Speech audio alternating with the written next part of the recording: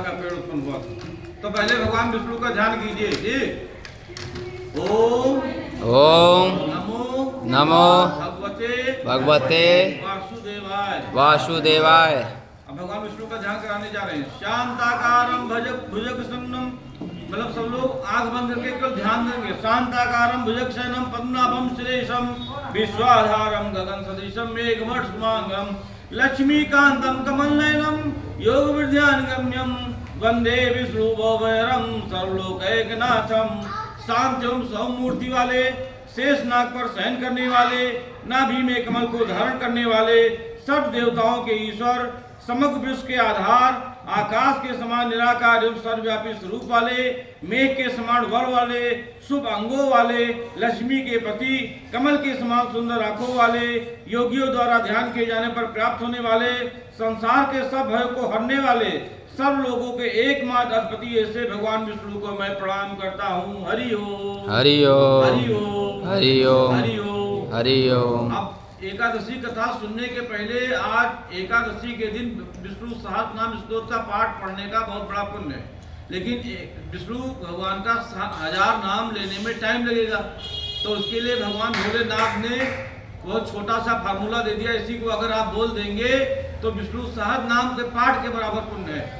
तो उसको आप लोग 3 बार कह दीजिए, उसके बाद तब कथा होगा कि राम रामेति रामेति राम रामेति रामेति रमे रामे मनोरमे रमे रामे मनोरमे सहस्रनाम तातुल्यम सहस्रनाम का तुल्यम राम नामो वरानने राम नामो वरानमे राम रामेति रामेति राम रामेति रामेति रमे रामे मनोरमे रमे रामे मनोरमे सहस्रनाम तातुल्यम सहस्रनाम तातुल्यम राम नामो वरानने राम नामो वरानने राम रामेति रामेति राम रामेति रामेति रमे रामे मनोरमे रमे रामे मनोरमे सहस्रनाम तातुल्यम सहस्रनाम तातुल्यम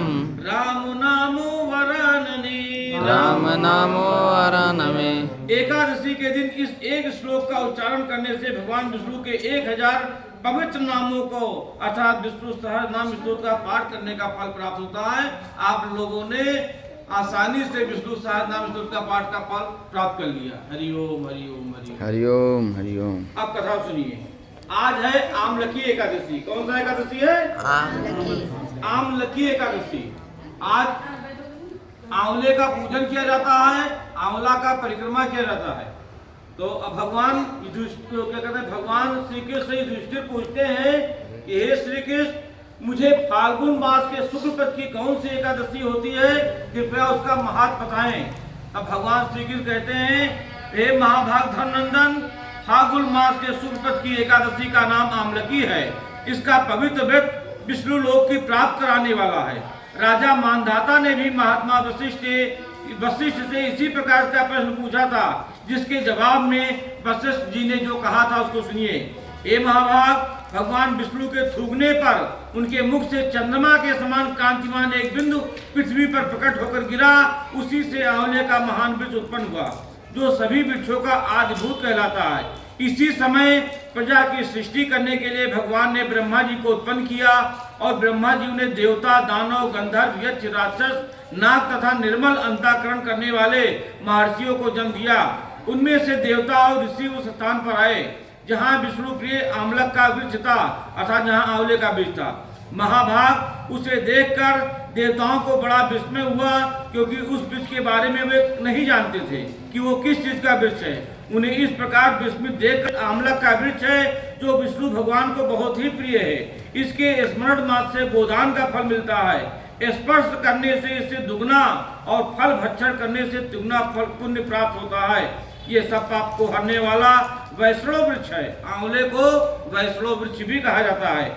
इसके मूल में विष्णु भगवान, उसके ऊपर ब्रह्मा, स्कंद में परमेश्वर भगवान रुद्र, शाखाओं में मुनि, टहनियों में देवता, पत्तों में वसु, फूलों में मरुगण तथा फलों में समस्त प्रजापति वास करते हैं। आमलक सर्वदेवमय है, अतः विष्णु भक्त पुरुषों के लिए यह परम पूज्य है, इसलिए सदा प्रयत्न पूर्वक आंवले का सेवन करना चाहिए। ऋषि बोले, आप कौन हैं, देवता हैं या कोई और, हमें ठीक ठीक बताइए। पुनः आकाशवाणी हुई, जो संपूर्ण भूतों के कर्ता और समस्त भुवनों के सृष्टा हैं, उन्हें विद्वान पुरुष भी कठिनता से देख पाते हैं, मैं वही सनातन साक्षात विष्णु हूँ। देवादिदेव भगवान विष्णु का यह कथन सुनकर वे ऋषिगण भगवान की स्तुति करने लगे। इससे भगवान श्री हरि संतुष्ट हुए और बोले, महर्षियों, तुम्हें कौन सा अभीष्ट वरदान दूं? ऋषि बोले, भगवान, यदि आप संतुष्ट हैं तो हम लोगों के हित के लिए कोई ऐसा व्यक्ति बताइए जो स्वर्ग और मोक्ष रूपी फल प्रदान करने वाला हो। श्री विष्णु जी बोले, हे महर्षियों, फाल्गुन मास के शुक्ल पद में यदि पुण्य नक्षत्र संयुक्त एकादशी हो तो वह महान पुण्य देने वाली और बड़े बड़े पापों का नाश करने वाली होती है। इस दिन आंवले के वृक्ष के पास जाकर वहां रात में जागरण करना चाहिए। इससे मनुष्य सब पापों से छूट जाता है और सहस्त्र गोदान का फल प्राप्त करता है। विप्रगण, यह व्रत सभी व्रतों में उत्तम है, जिसे मैंने तुम लोगों को बताया है। ऋषि बोले, भगवान, इस व्रत की विधि बताइए, इसके देवता और मंत्र क्या हैं, पूजन कैसे करें, उस समय स्नान और दान कैसे किया जाता है। भगवान विष्णु ने कहा, द्विजवरो, इस एकादशी को व्यक्ति प्रातः काल दंत धामन करके यह संकल्प करे कि हे पुंडरीकाक्ष, हे अच्युत, मैं एकादशी को निराहार रहकर दूसरे दिन भोजन करूंगा, आप मुझे शरण में रखें। ऐसा नियम लेने के बाद पतित, चोर, पाखंडी, दुराचारी एवं गुरु पत्नीगामी तथा मर्यादा भंग करने वाले मनुष्यों से वार्तालाप नहीं करनी चाहिए। अपने मन को वश में रखते हुए नदी में, पोखरे में, कुएं में अथवा अपने घर पर ही स्नान करें। स्नान के पहले शरीर में मिट्टी लगाएं और मिट्टी लगाते समय ये मंत्र बोले, अश्रुक्रांते रथक्रांते विष्णुक्रांते वसुंधरे मृतके हर में पापम जन्मकोटायम समर्जितम। हे वसुंधरे, तुम्हारे ऊपर अश्व और रथ चला करते हैं तथा वामन अवतार के समय भगवान विष्णु ने भी तुम्हें अपने पैरों से नापा था। हे मृतके, मैंने करोड़ जन्मों में जो पाप किए हो, मेरे उन पापों को हर लो।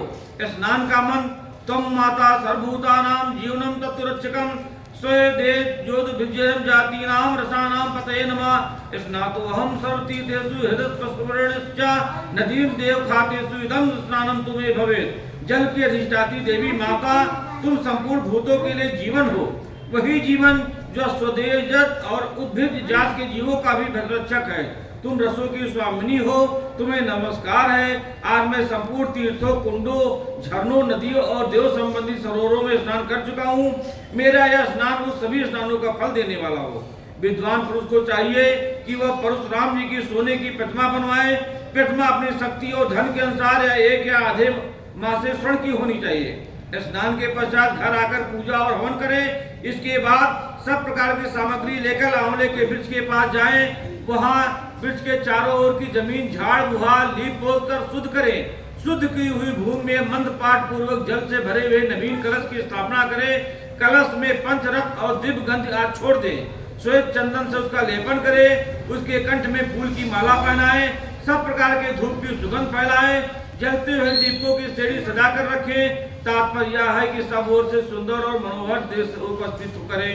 पूजा के लिए नवीन छाता, जूता और वस्त्र भी मंगा कर रखें। कलश के ऊपर एक पात्र रखकर उसे श्रेष्ठ लाजों से भर दें। फिर उसके ऊपर परशुराम जी की मूर्ति स्वर्ण की स्थापित करें। विश्वकाय नमः कहकर उनके चरणों की, विश्व रूपले नमः से दोनों घुटनों की, उग्राय नमः से जांघों की, दामोदराय नमः से कटिभाग की, पद्मनाभाय नमः से उदर की, श्रीवत्स धारणे नमः से वक्षस्थल की, चक्रणे नमः से बाई बाह की, गजरे नमः से दाहिने बाह की, वैकुंठाय नमः से कंठ की, यज्ञमुखाय नमः से मुख की, विशोगनिधये नमः से नासिका की, वासुदेव नमः से नेत्रों की, वामनाय नमः से ललाट की, सर्वात्मने नमः से संपूर्ण अंगों तथा मस्तक की पूजा करें। यही पूजा के मंत्र हैं। तदंतर भक्ति युक्त चित्त से शुद्ध फल के द्वारा देवादिदेव परशुराम जी को अर्घ्य प्रदान करें। अर्घ्य का मंत्र इस प्रकार है, नमस्ते देव देवे से जामदग्न नमोस्तुते ग्रहणाधर्मिमं दत्तमाला मल्क्यामितम हरे। देव देवेश्वर जमग नंदन श्री विष्णु स्वरूप परशुराम जी, आपको नमस्कार है, नमस्कार है। आंवले के फल के साथ दिया हुआ मेरा ये अर्घ्य ग्रहण कीजिए। तदनंतर भक्ति युक्त चित्त से जागरण करें। नित्य संगीत, वाद, धार्मिक उपाख्यान तथा विष्णु संबंधी कथा वार्ता आदि के द्वारा पूरा रात व्यतीत करें। उसके बाद भगवान विष्णु के नाम ले लेकर आमलक वृक्ष की परिक्रमा 108 या 28 बार करें। फिर सवेरा होने पर श्री हरि की आरती करें।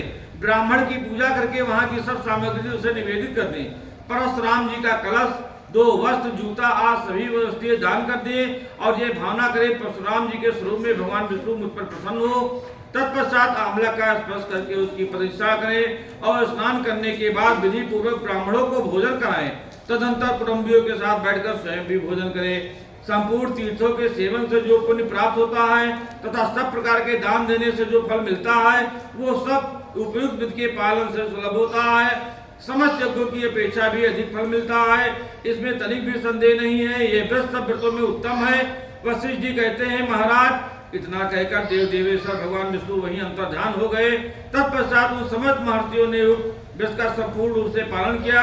निश्चय इसी प्रकार तुम्हें भी इस व्रत का अनुष्ठान करना चाहिए। भगवान श्री कृष्ण कहते हैं, दृष्टि या दुर्धर्ष व्रत मनुष्य को सब पापों से मुक्ति करने वाला है। हरि ओम, हरि ओम, हरि ओम, हरि ओम, हरि ओम, हरि ओम। अब इस व्रत की अपनी अनुष्ठान विधि न कर पाए तो मानसिक रूप से तब कर लीजिए कि मैं भगवान परशुराम की सोने की मूर्ति कर रहा हूँ, ये पूजा कर रहा हूँ, तो मानसिक कर, क्योंकि कलयुग में मानसिक पूजा की बड़ी महिमा है। ये देता द्वापर में इतना विधि से कोई कर पाएगा। ठीक है, तो 2 मिनट भगवान का नाम उच्चारण करके फिर अपने स्थान से उठ जाइएगा कि श्री कृष्ण गोविंद हरे मुरारी, हे नाथ नारायण वासुदेवा। श्री कृष्ण गोविंद हरे मुरारी, हे नाथ नारायण वासुदेवा।